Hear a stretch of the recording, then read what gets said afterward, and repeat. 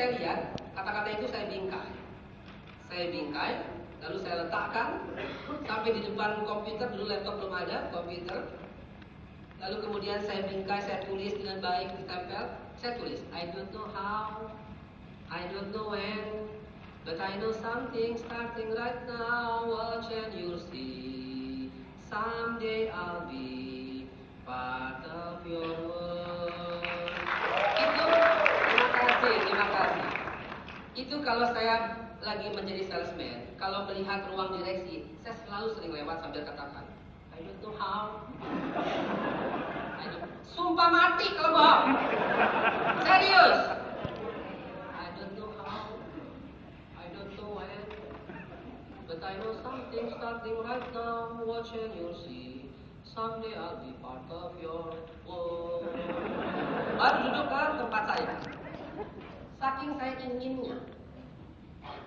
Lalu ada pertemuan di Bali, supervisor yang dikirim, tetapi supervisornya lagi sakit. Aha, ini mulai saya tunjukkan bahwa saya berkualitas supervisor. Saya datang ke Bali. Inilah pertama kali saya naik pesawat. Ketika itu saya ingat pesan seseorang yang hebat bahwa menjadi orang penting itu pertama, jadikanlah orang di depan Anda itu orang penting, maka Anda menjadi penting. Lalu orang penting itu selalu duduk di depan, paling awal, paling terkemuka. Jadi bertanya, pembicaranya bertanya, apa ada pertanyaan? Saya Pak. Oh, apa pertanyaannya? Mohon Bapak ulangi kalimat Bapak yang terakhir karena saya belum jelas Pak. Kan nggak bertanya itu kan? Nggak bertanya kan? Tapi menunjukkan bahwa saya orang penting. Lalu bertanya, ada pendapat? Ada pendapat? Saya lagi. Saya Pak. Ya, kamu. Pendapatnya gimana? Pendapat saya, apa yang Bapak sampaikan itu sangat masuk akal. Dan kalau kita terapkan, kita menjadi perusahaan yang besar Pak. Bagus. Besok jadi supervisor. 2 tahun kemudian, langsung menjadi setara dengan GM Sales, General Manager Sales. Dan terakhir persis ketika 2 tahun semenjak saya melihat ini, tiba-tiba menjadi Sales Director. Teman-teman sekalian, terima kasih. Teman-teman sekalian, kenapa tidak kita ambil makna itu? Repeat. Sedangkan kita yang sering kita repeat itu apa? Wah, kartu kredit belum dibayar. Semakin Anda pikirkan, semakin dalam. Semakin Anda pikirkan, semakin dalam. Kenapa? Karena alam bawah sadar kita tidak sanggup menerima kata tidak. Saya tidak ingin kegemukan. Saya tidak ingin tersesat. Saya nggak pengen susah. Saya nggak pengen miskin. Alam bawah sadar itu nggak bisa menerima kata-kata itu semua. Mau bukti? Ibu siapa namanya? Mary. Ibu Mary jangan pikirin laut.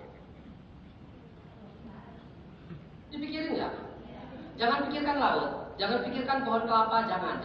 Jangan pikirkan laut yang biru itu. Jangan. Ada burung-burungnya. Jangan. Semakin dia pikirkan, semakin dia tersiksa. Yes?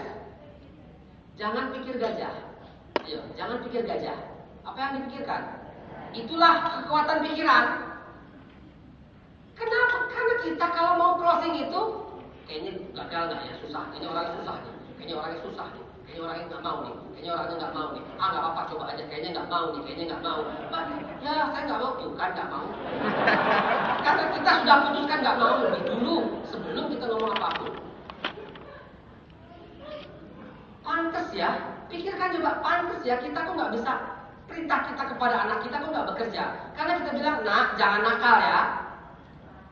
Nakal nggak? Nak jangan berantem loh sama adik sama kakak. Berantem nggak? Nak jangan pulang malam ya. Pagi malam. Coba lihat.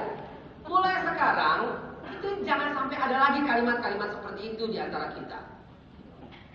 Bersihkan dulu semua. Itu sebabnya dilarang merokok. Gak pernah berhasil imbauan pemerintah itu. Fokusnya kepada rokok. Coba kalau jagalah kesehatan, gitu loh.